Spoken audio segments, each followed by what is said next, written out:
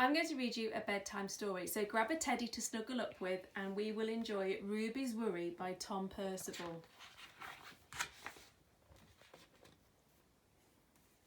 Ruby loved being Ruby. She loved to swing up high. And she loved to explore wild, faraway places. Sometimes she even went all the way down to the very bottom of the garden. She was perfectly happy until one day she discovered a worry. It wasn't a very big worry. She looks a little bit unsure there, doesn't she, about what's happened. In fact, it was so small that at first Ruby hardly noticed it, but then the worry started to grow. Each day it got a little bit bigger. It just wouldn't leave her alone. It was there at breakfast staring at her over the cereal box, and it was still there at night time when she cleaned her teeth. The funny thing was that nobody else could see Ruby's worry, not even her teacher. So Ruby pretended that she couldn't see the worry either. She tried to carry on as if everything was normal, but it just wasn't. The worry was always there, stopping her from doing the things that she loved. Ruby wondered if the worry would ever go away. What if it didn't? What if the worry stayed with her forever? Ruby didn't realise, but she was doing the worst thing that you can do when you've got a worry. She was worrying about the worry. Oh dear. And now the worry was enormous.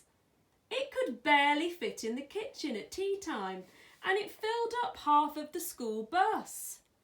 Goodness, I wonder why nobody else can see this worry. And it took up whole rows at the cinema. The worry became the only thing that Ruby could think about, and it seemed like she would never ever feel happy again. It can feel like that when you've got a worry, can't it? Sometimes it's all that you can think about until one day something unexpected happened. Ruby noticed a little boy sitting alone at the park, and he looked how she felt, very sad. And then she noticed something else, something hovering next to him. Could it be a worry? It was! Ruby realised that she wasn't the only person with a worry after all. Other people had them too. She asked the little boy what was on his mind, and as he told her, the strangest thing happened. His worry began to shrink. So his worry was getting smaller. Then Ruby did the best thing that you can ever do if you've got a worry. She talked about her worry, and as the words tumbled out, Ruby's worry began to shrink until it was barely there at all.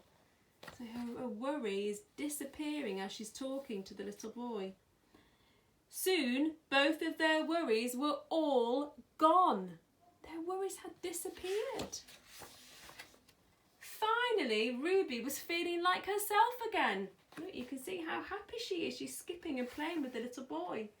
And of course, that wasn't the last time that Ruby ever had a worry, because everybody gets worries from time to time.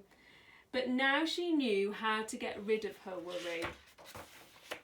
So they never hung around for very long at all. I hope you enjoyed that story, Ruby's Worry. Good night.